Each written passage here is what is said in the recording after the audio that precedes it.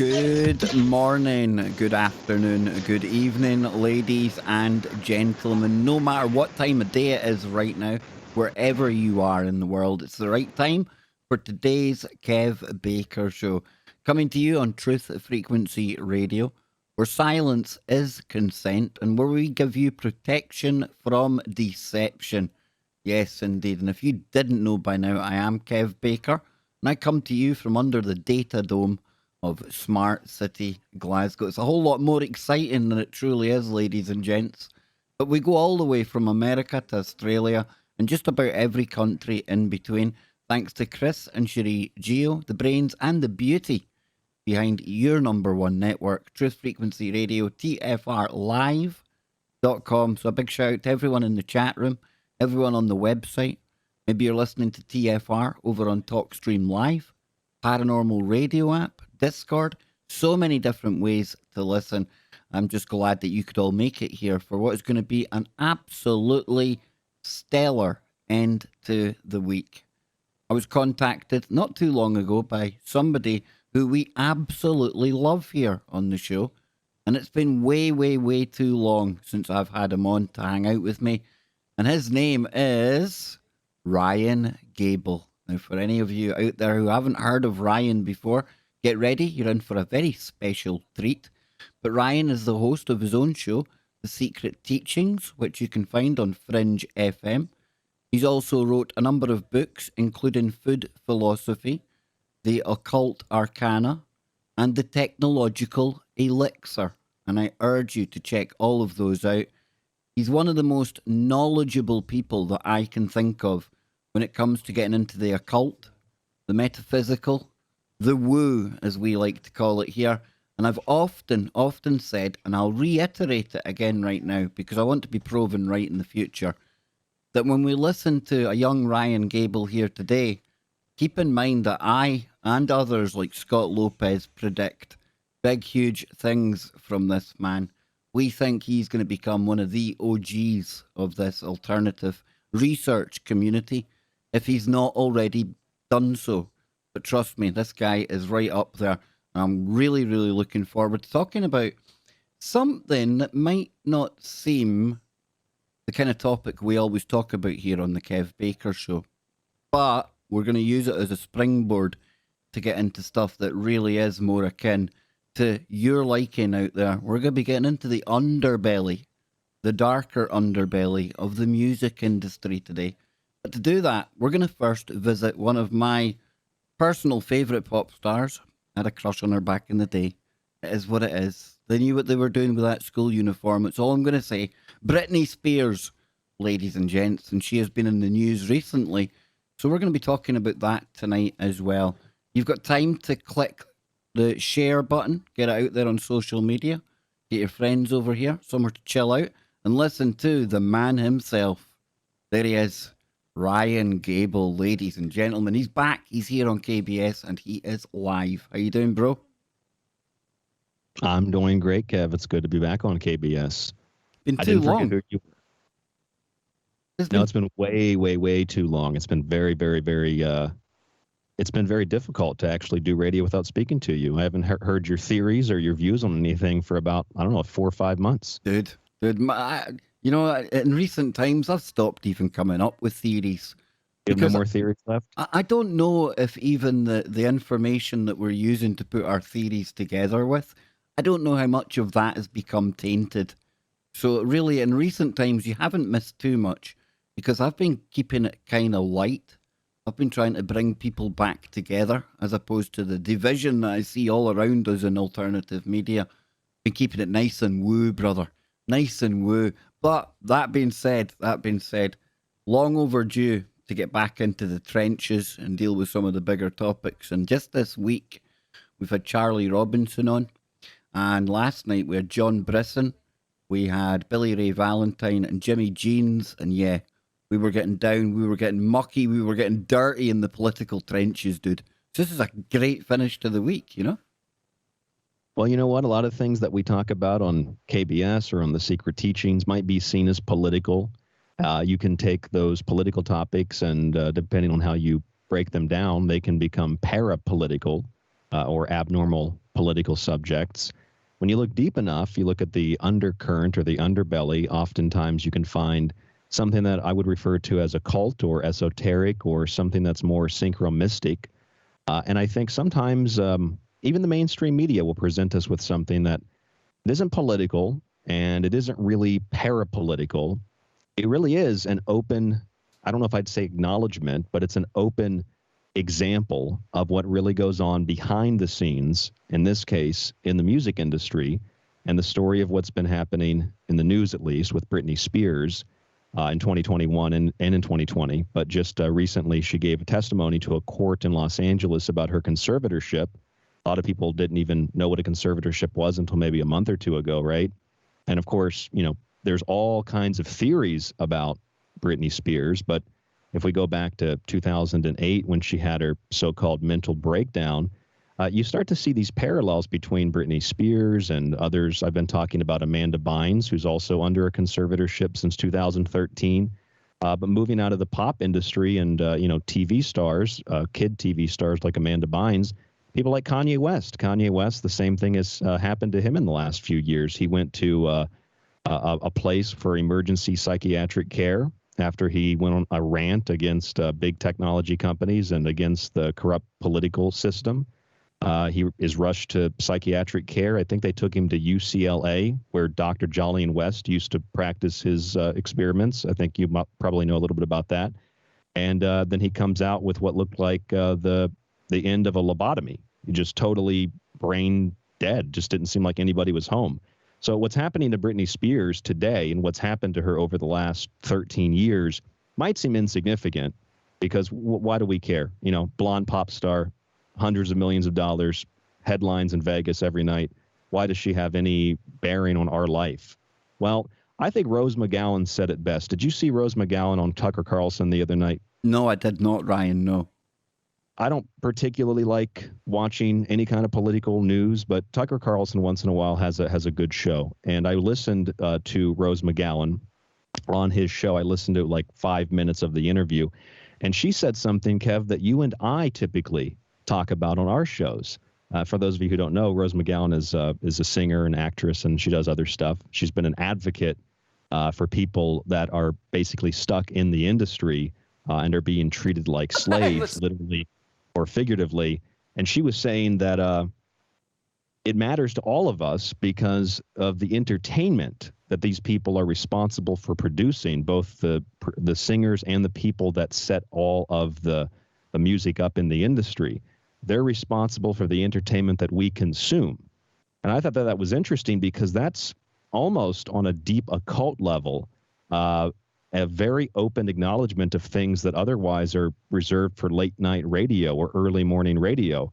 Because the things that we consume in entertainment, I've said it literally thousands of times, we watch things and we have our attention drawn to it, which is what the word entertain means. It means to draw attention to.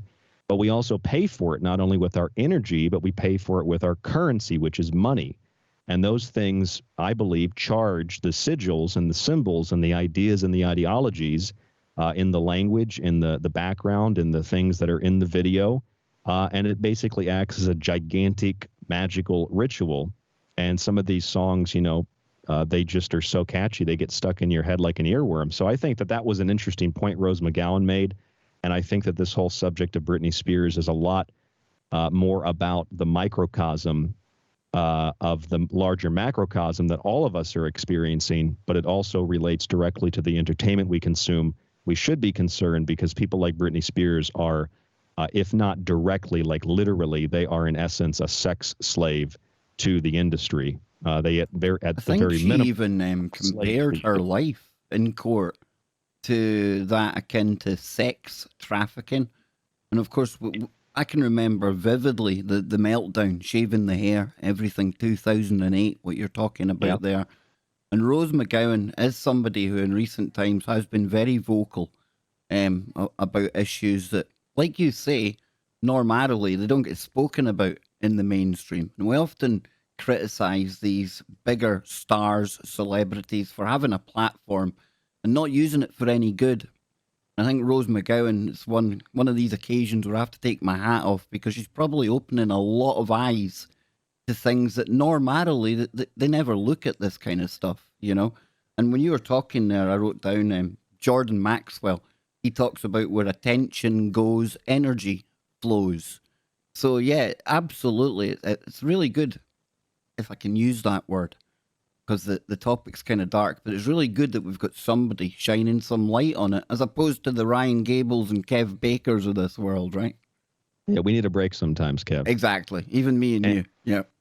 And you're right. She did compare her life to basically sex trafficking. She said, I worked 7 days a week, no days off, which in California, the only thing similar to this is called sex trafficking. That's a quote from her testimony to the judge. So talk to me and the audience over here about this conservatorship gig. We've got like a power of attorney over here where somebody can basically look after your affairs, and I do think there's like a British equivalent. But talk to us about this, because from what I understand, I mean, we're looking at the father and a whole bunch of people around her. Basically, Britney Spears, for lack of a better term, was their cash cow, their slave. Yeah, they absolutely have used her as a best example I can give you is a piece of intellectual property that they've stolen. Just everything from her life. This TV show Black Mirror that you and I have consumed quite a bit of probably. There's an episode with Miley Cyrus. Well, we're living in Black Mirror now, so there you go. That's why there's not been a new season yet. We're literally living Black Mirror out, dude. Yeah, isn't he going to write comedy now? Probably, because he should. He said it was just too much like the real world. Why not just write comedy? Yeah, but then again, Idiocracy tried that, and we're getting closer to Idiocracy every day. If you look outside the window, right? I think we've been getting close to that for a very, very long time. Yeah. It's like They Live. It's not actually a comedy. It should be a documentary that they show people in school. Well, yeah, you know what?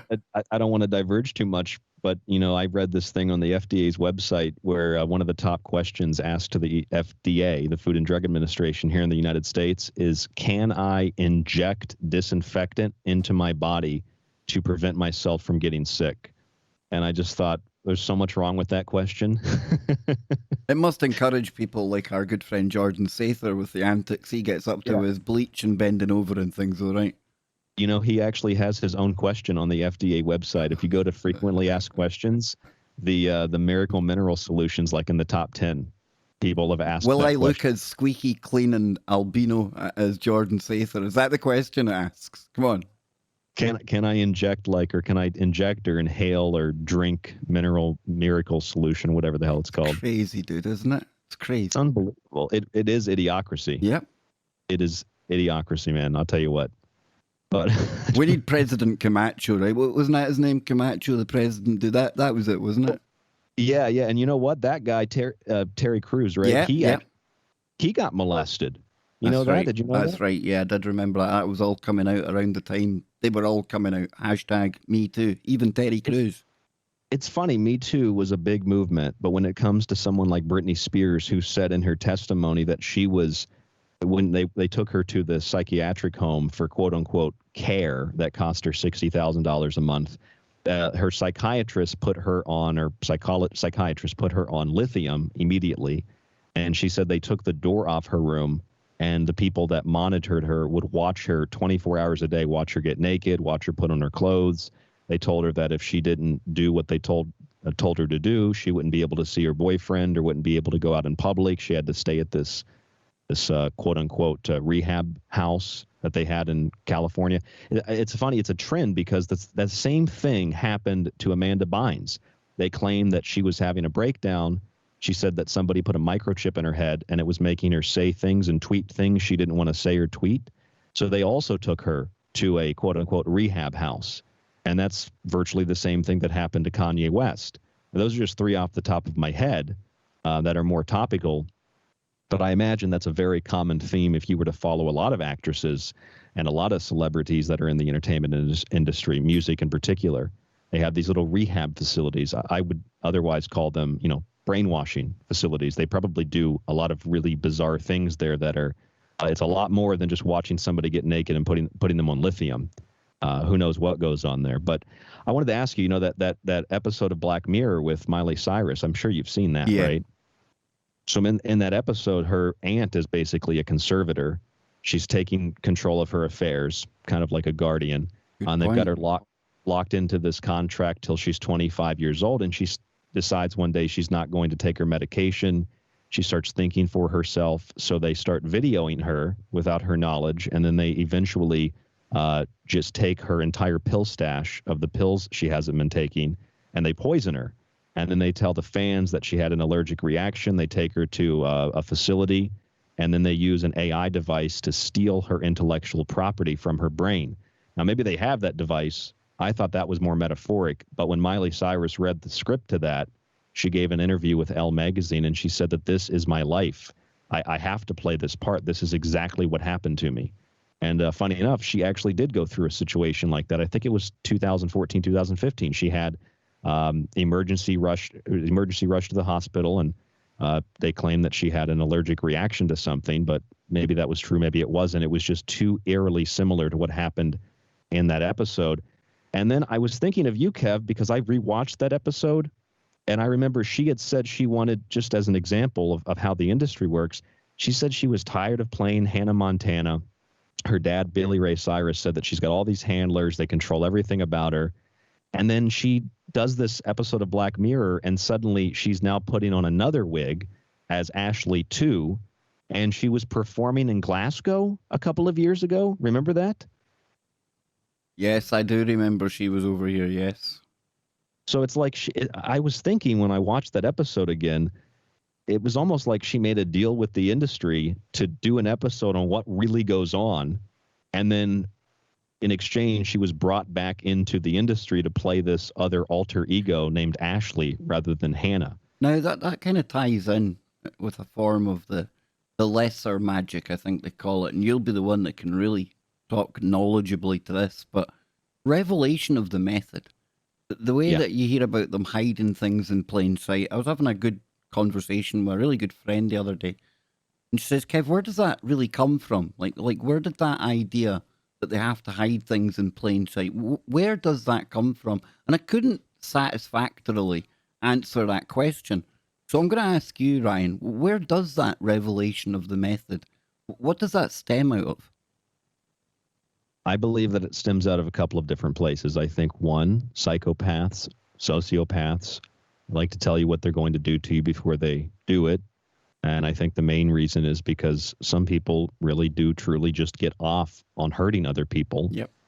I think on another level, I think there's a legal component, and I think it revolves not so much around man-made law, but natural law, common law, that if you're going to do something really, really bad to somebody, then you need to tell them what you're doing to them before you do it. So when they don't resist it and you've warned them, this is what I'm going to do, it almost allows you to avoid the karmatic response to that and therefore do whatever you want without any consequences.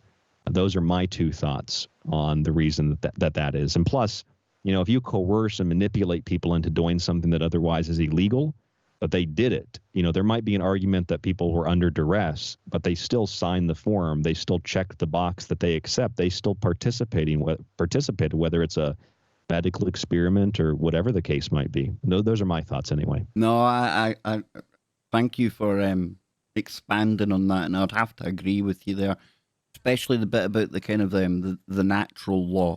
It's not the law as we know it, not legalese, not the court law, but their law, law of man. In fact, I had somebody talking about this on a show I was on at the weekend, I believe. I was on with Bill Bean and a couple of guys over there, and they were talking about music industry people that have done a deal, so to speak, over the years. We looked at the famous clip of Dylan, Bob Dylan. That's one clip that really, it sticks with me, dude. It's like the whole look on his face, his whole persona. That's somebody that looks really troubled with what they're sharing, you know? Yeah, it wasn't comical or anything. He was dead serious in that interview. That he sold his soul to the chief commander of this world and another world, he called him.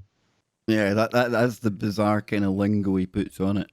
But I digress. I digress. I'm taking you well off the reservation where we're going tonight. Where do you want to go next with the whole Britney thing then, dude? Because her Well, story is very, very it's a good example, isn't it? Because you've got the child star, you've got all that thing going on. You could say that she was exploited as a child, from the minute she entered that industry.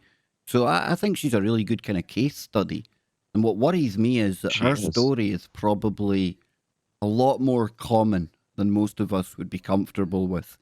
And I say that because I was not very comfortable today when I was listening to some of the testimony that she had made in court, the way her life has been controlled. And think of what you will about Britney Spears, but she's still a person, ladies and gentlemen. And she literally doesn't even have control over her own body the way things are right now. So, where do you want to take it from here then, Ryan? What direction do you want to go with it?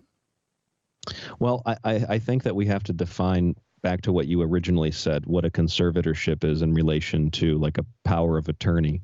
A power of attorney is usually established before someone becomes, mentally ill or incapacitated in some manner.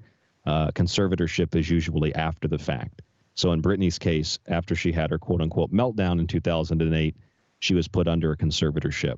So that's been now 13 years, roughly 13 years. And most of us have never heard of a conservatorship until just a few months ago when the mainstream media began reporting on this.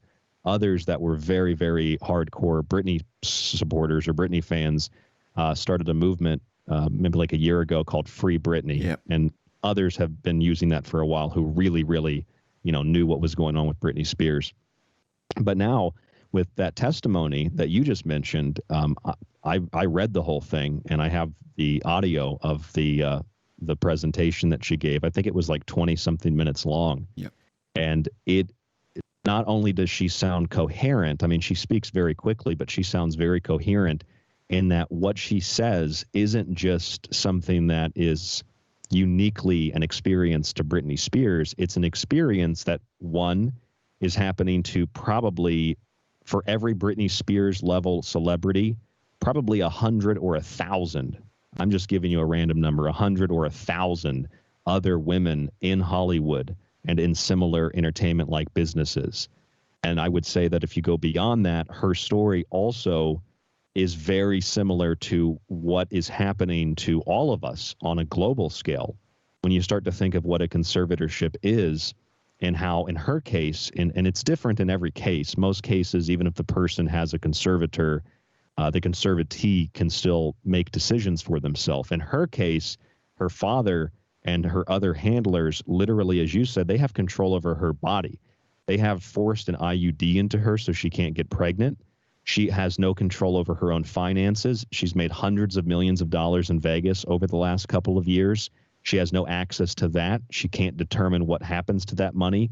She can't go out and do what she wants to do, hang out with friends or her supposed boyfriend. It is a case study that is now public, out in the open, for what happens in the music industry. And I know that when people hear this for the first time, I've heard other people talking about it that aren't into radio like you and I are, Kevin, your audience and my audience, and their concern was almost surface level. Because I said to somebody I heard talking about this, I said, are you guys aware that this is happening to other people, that this is happening to other celebrities? This is pretty much what happens to most celebrities that are in the pop industry. And they said, no, I never heard of something like that. And I think that's what's happening. A lot of people just hear this and it's kind of like a one-off. And maybe that's part of the revelation of the method, to expose it and to almost in a sense glorify it and promote it and say, this is what we do. We control your entertainment. Maybe that's not the reason, but now that it's out in the open, you compare this even loosely to some other celebrities, other pop stars, and you can start to see not only a few kind of, minor parallels, you can see direct correlations, and you can see that what's being done to her is being done to other women and men and even children in the music industry and in the entertainment industry as a whole. It is, in essence, it's a textbook operation on how to hijack somebody's person and then to exploit it to make profit in more ways than one. I would also say, like you said, she's probably being sex trafficked, and I think that's probably why they put her on the IUD, not just so, she couldn't get pregnant and perform. I think she's probably being sex trafficked, and I think that's probably why she mentioned that in the testimony. Join us after the break for more with Ryan Gable from The Secret Teachings.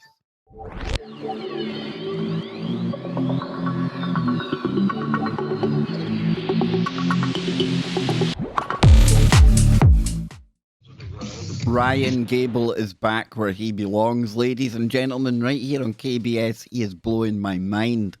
Wish he'd been there during the break, but dang, this guy takes it to the next level. And that's why you really want to be catching his show, The Secret Teachings. And I believe you can get that over at the brilliant, equally brilliant TFR, Fringe FM. A big shout out to Joe Roop and our mutual friend, Ryan, Mary Dacina, who holds you in the utmost highest regard. Still? You are the rock star of Fringe FM, my friend. Yes, indeed. I'm glad to know I'm still in the highest regard. She loves you, man. She does. Mary's one of these people, I think you could offend her deeply and she would still love you because she's just super cool, It's hard and it's rare to find somebody like that, isn't it? Yep. And it was weird, Ryan, because you're a show host. You get approached by many people with show ideas, guest suggestions, and I'm trying to be as nice here as I can. Some are a bit more out there than others. So over the years, I've tended to kind of steer away from people who ask to come on the show. And then one day Anne was sitting there and she says, Kev, I know you don't really look at the Facebook group because you're not in the Facebook, but there's this lady here, Mary. I think you might want to take a look at this. And I thought, oh boy, here we go, another one. And I don't know what it was, Ryan, but when I was reading through her little message, I thought, you know what? I'm gonna take a chance here. Something feels right about Mary Dacina. And I hadn't even realised she knew Joe Roop or anyone like that at this point. I thought, yeah, I'll go for it. I'll give it a blast.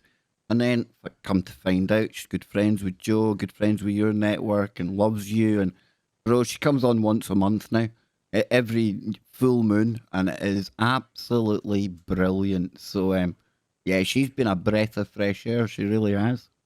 You know what? I know with your show with KBS, it's nice that you, as your show and as a person, you can be so like loving and kind, and you try to build relationships. It obviously ain't like that in the rest of the radio world. Everybody's just vying for number one, whatever that might be, and they're clawing at each other to get there. That's why I like KBS. That's why I like you. When I first started out, dude, I had big dreams and desires, as we all do, of becoming the next big thing. But I tell you what, dude, I couldn't do the whole alternative media click whoring that goes on now. Because let's call it what it is. You've got to jump onto the very latest news topic. You've got to come up with the wackiest kind of conspiracy going, whatever the story is, whether there's any veracity to it or not. The more dramatic, the better. We often used to criticize the mainstream. If it bleeds, it leads. And to get to that kind of really popular place in alternative media, it's become the same, dude. You have to kind of jump on the trending conspiracies, whether there is any basis to them or not. That's what people want. I'm not talking to our audience or your audience, because I like to think that people here think the same way I do. And it's weird. So yeah, I enjoy not competing with anyone. I've met so many great people, and I would hate to become that show that's wanting to step on others to get to a perceived place of being better. It's not about that. It's about being the best version of yourself, right? It absolutely is. And I'm laughing because I was thinking of some of those emails that I've gotten recently. I've gotten the guy who says that he's fighting reptilians. I'm sure everyone's got that email if you're in radio. Okay, so this guy's fighting reptilians. And then the other email I got was somebody telling me, because I didn't talk about the Office of the Director of National Intelligence UAP report immediately. I said, I'm going to let this just for a week. I'll talk about it at the end of the week. And I had another radio host make a comment on it and then use my post to promote their show, which was great. And it was kind of funny. And then I had someone else say, "Why aren't you talking about that UAP report? What are you hiding?" I thought, what am I hiding? It's 9 pages. It's online. You can go read it yourself. What do I have that you don't have? Dude, I sat for 4 hours and listen, I'd been quite skeptical about the report and the build up to it, but Yeah. it even managed to disappoint me. And I wasn't even waiting for anything. You know, I'm thinking, right, weather balloons, okay, we've had that before. I was just waiting for swamp gas to be in there, you know? Yeah, well, that what weather balloon was only one, right? And then they said they couldn't identify the remainder. But that's only looking at specified cases that the military has dealt with over a very specific period of time. And I mean, I don't know where this is that stuff online. Like some people were like, "Oh my God, they're going to tell us what happened at Roswell." And I thought, at what point did anybody mention Roswell? You Dude, know, I know. I don't know where. I know. And then you've got people running about saying that they've obtained the classified portion of the report, which is kind of laughable, really, because if you are in possession of classified material, probably don't want to go shouting about it on the internet. You know, you might end up in a cell beside Julian Assange. Yeah, they went after Gary McKinnon for that. And why people from the intelligence community would leak it to people on YouTube anyway should be a red flag to anyone out there. I'm just saying. You got it. We just need to come back and do another show on this. We should. But our logic would scare off most of ufology. You know what? This is actually we're about at it has to be the 3-year anniversary now of doing a live broadcast on KBS from Contact in the Desert. Still no people to talk about that, dude. You're like part of it's like part of the mythology of the secret space program. That time when Ryan Gable turned up at Contact in the Desert. Yep. We had the clip. We had the famous clip. Yep. And Emery Smith has girlfriends all over the internet now calling him a lying shyster. Yep. Oh, I've been out of the loop, Kev. I don't know about that. Dude, last night sitting watching Loki with my son, and I nearly fell off the chair because Loki ends up getting sent to the end of time. And running about at the end of time is something that looks suspiciously like a blue bloody chicken. And I'm thinking, all I need is Cody Good to see this, and that's it. It's confirmed. It's confirmed. Yep. Everything he told you was true. It must be if it's in Marvel. They're hiding it in plain sight, see? Well, you know what? Speaking of hiding things in plain sight, what do you think about this? When you have a music video, right? Or you have a TV show, a movie, you ask me about a revelation of the method or predictive programming. Do you think that happens a lot? Is it coincidental, or is there something else that I'm not picking up on? What do you think? I've had this conversation and this little thought experiment a few times. You think back historically to somewhere like Lookout Mountain, where they were making all of the kind of movies and all that kind of thing going on. I do believe that from time to time, things are deliberately put into movies and TV shows. But I also, at the same time, and I'll get your thoughts on this, I think sometimes, indeliberately, could be writers, could be whoever's making the show, these are creative people. They're using their imagination. And I wonder sometimes, are they tapping into some kind of Akashic record, a future event, perhaps, and they interpret it as their own idea, their own kind of concept. They write it into the movie, etc., etc., and then it comes to pass. So I think there's a multitude of things going on, Ryan. Yes, I do think it happens deliberately. I think sometimes it leaks in through the subconscious that way. So yeah, I'm open to it all, really. I don't close my mind to any of that. I'm open to each case-by-case example, really, you know? We're right. And virtually everything that we investigate is a case-by-case. Yeah. We can't just say, well, there's one UFO, I believe in them, and everything's an alien spaceship now. Ufology doesn't want to hear that, because most people that are in ufology, they have a book to sell, they have an idea to sell, and everything's an alien, right? Yep. And then you have sects of that, like Stephen Greer, who says everything's a good alien. There's no bad aliens. And then other people that every alien's bad, and then some people every alien's blue, and every alien is foul. It's a chicken or it's a duck or a bird or something. Literally foul. It's got something going on with it. There's some feathers or something. Then you got Simon Parks, who's the child of a cat lady from outer space. Yeah. Oh yeah, I listened to Stephen Cambion break that down. He's That a was good dude, stuff. Cambion. I tried to get him on KBS, but because of his schedule, it's hard to get him on here. He's out there. He's really out there, but I love the guy, his research. I mean, he phones up places, he'll He just check gets on out the phone, people's yeah. records. Yep, I'll just phone them. Do you know what I mean? So I like Cambion, I really do. Well, it's a case by case basis. So let me give you an example. This might hit on two different things that we've talked about so far. When I went back to look up some Britney Spears music, first of all, the classic 2001 song "I'm a Slave for You." I used that as my show name on Monday. It was called "Oops, They Did It Again." I'm a slave for you, alluding to the mind control of the music industry. So I was preparing that show, and usually, like I do with any music show, I go and I listen to Lady Gaga because she's just in my head. She's a witch, and I can't get her out. Dude, But I've got a confession to make, man. you got a confession? Go ahead. I've got I bet one. you listened I've to her. got one of her songs totally stuck in my head, and even like my Yeah. son and Dan were looking at me the other day when I said, "Listen, in the end of the day, it's a good song. She can sing a good song, right? There's something about her, dude. Something about her. She's wangled her way in there, man. They're charging her albums under moonlight, under a full moon. I don't She know bathes what's. in blood. She's a strange character. Well, okay, so think about that. Lady Gaga, one of her most popular songs, and everybody who's anybody has broken the song down, right? And they've all got their ideas who look at the music industry. There aren't many of us, but Mark Devlin, yourself, me, and a few others.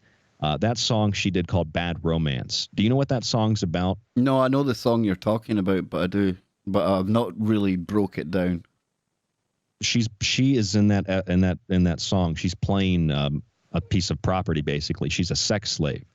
People will say, well, that's the metaphor. It's a bad romance, but the intimacy is good. It's good sex. It's like, well, yeah, sure, on the surface, but underneath, she's literally being sold. When the computers come up and there's a price put on her, so she's being sold as a sex slave.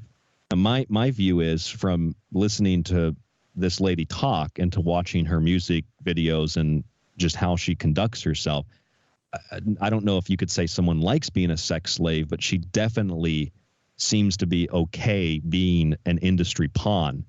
And she does it for the applause, which is the song that's always stuck in my head. But when you watch like Britney Spears, I went back to listen to some Britney Spears, okay? Don't make fun of me, but I listened I to some used Britney to be a big follower of Britney. Let me tell you, man. Yeah. Well, she did a song in 2012, "Scream and Shout." You remember that song? Yes. Well, Okay. hypothetically, I remember. I was quite quick there, wasn't I? Yes, I remember that one. It was a good one. Well, it makes you sound like a smart radio host. Exactly, dude. We'll go down, we'll go with that. We'll go with that. Yeah. So you watch this video, and just let me give you an example of how how radio works. But I'd like to give your audience an example of what happens in radio. I watched that video, and there was a scene in that video where will.i.am, who's the other performer, he's dancing, and behind him is a triangle, and that triangle is triplifying. So there's 3 triangles, and it just kind of keeps rotating. Now, other things in that song, we'll come back to the triangle. Other things in that song with Britney include everybody's in black, oily, leather-like clothing, which makes me always think of Black Goo and Possession. will.i.am is wearing a hat with like teeth on it. Looks like it's eating his head. And there's a 3D printed version of Will being conducted in like a B scene, kind of off from the main scene. And there's also a robotic hand that comes in, and somebody shakes hands with the robotic hand. So robots and AI, Black Goo and Possession, these are very constant, consistent themes in the music industry. Now, in this video, you can see the triangle there. So all I did for Monday's show was I talked about the conservatorship of Britney Spears, the microcosm, and then also how that is not only a microcosm of all of us in the world today, it's a microcosm of the entirety of the music industry and what happens to some of these other both men and women and, of course, children, which will get much darker than just controlling those children. We're talking about much, much darker things. You can kind of get an idea of what I'm alluding to. So I watched this video and I thought, for Tuesday's show, I did a show called Delta Farce.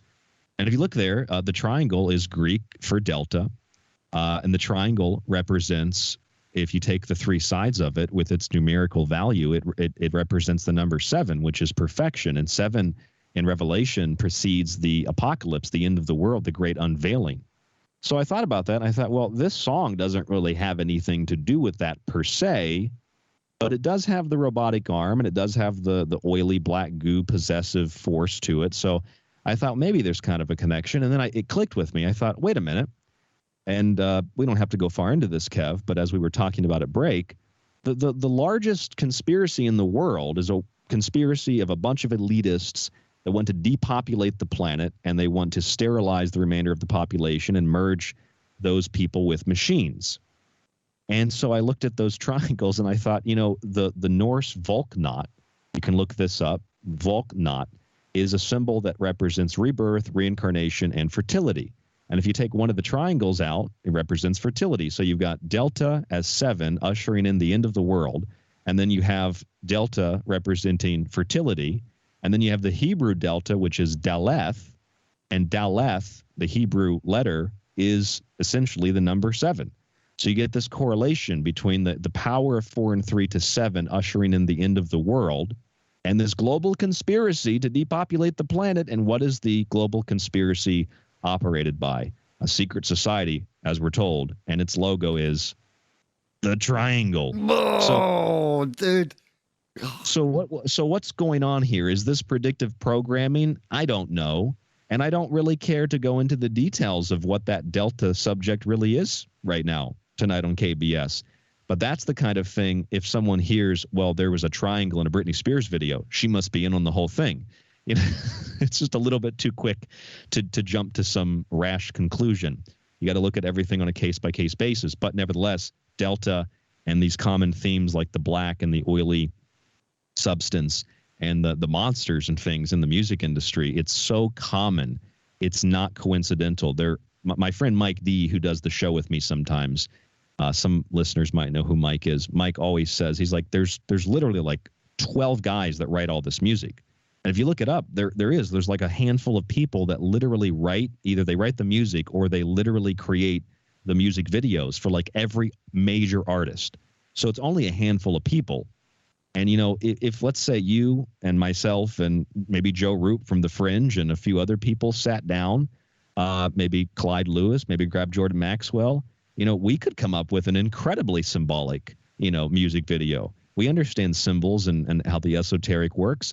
These people do too. The difference is we're trying to expose it and break it down because, one, for me, it's kind of fun, but it also helps us to understand the entertainment we're consuming. But for these people, they're trying to do it as a sigil. They're trying to attract more attention, more energy, more money, more, in essence, human resources. They're like sucking the life out of people.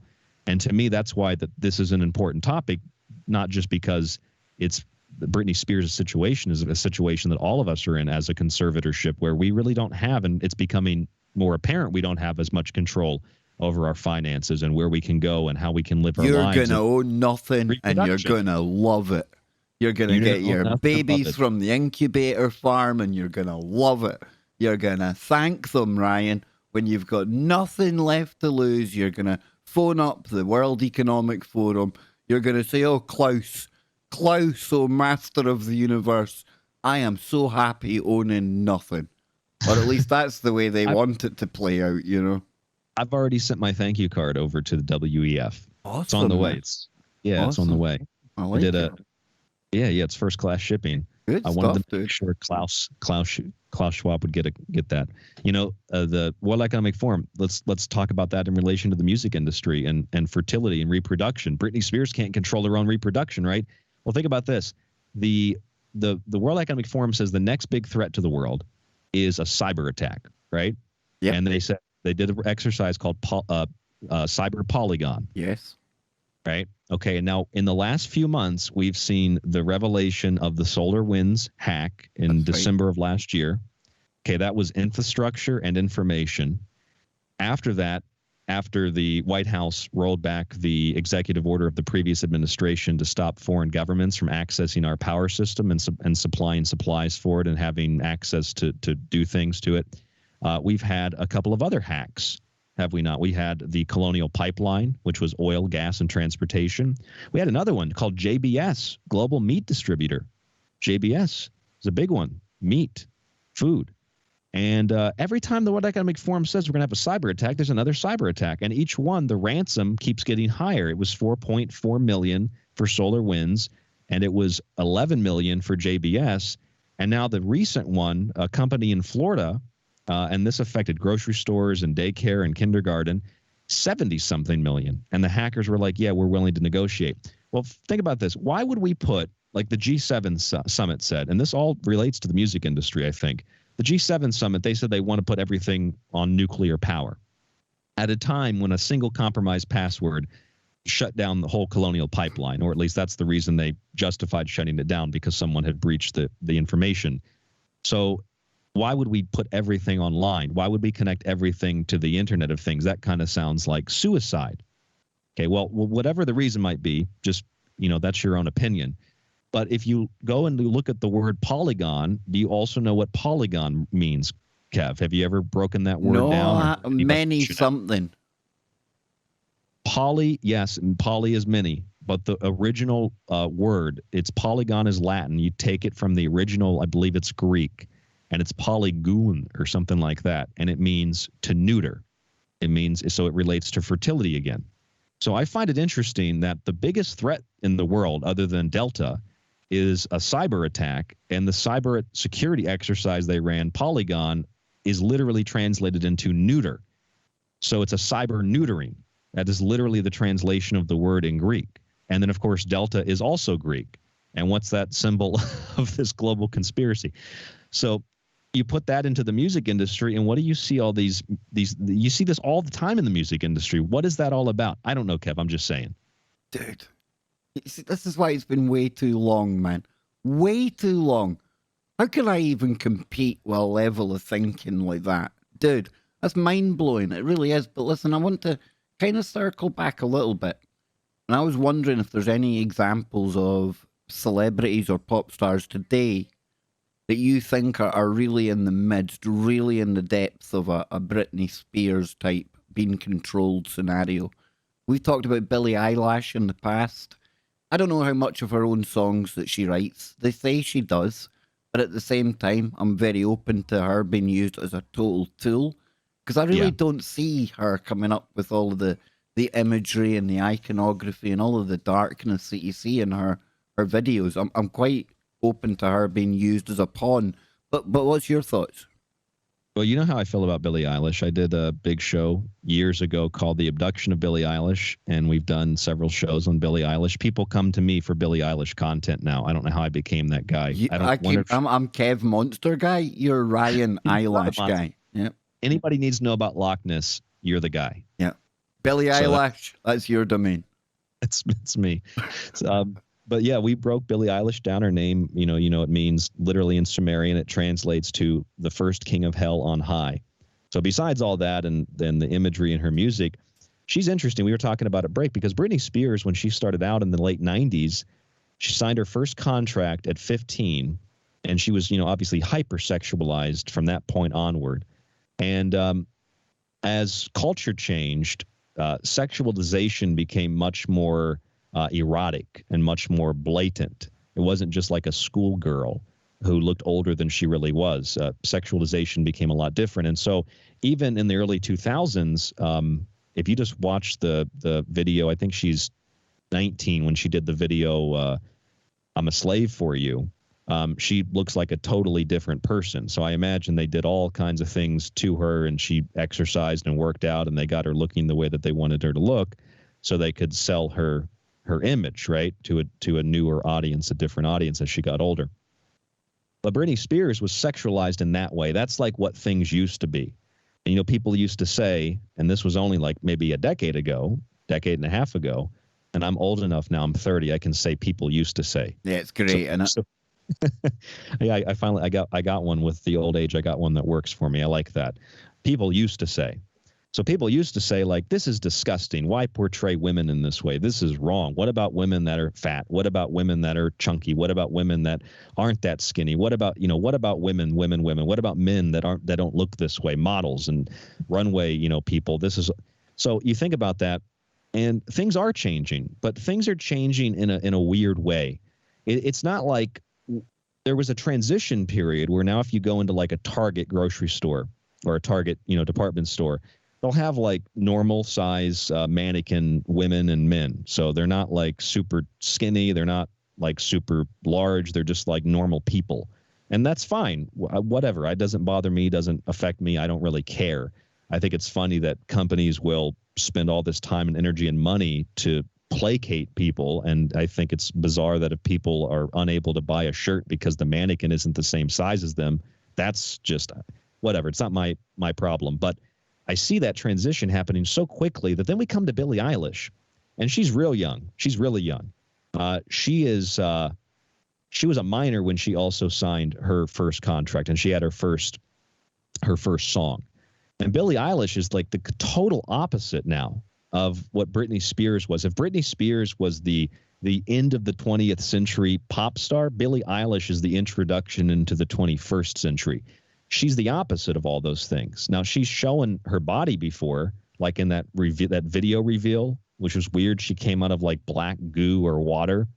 But Billie Eilish is like the opposite. She almost has this look to her where she's kind of portraying not just a bad girl, but almost like a decrepit, dying demon, like androgynous demon, where it's like she's not really a female. She wears such baggy clothing, such neutral clothing. It's just... She's a demon, dude. She's a demon. We'll be back on the other side. Don't go anywhere.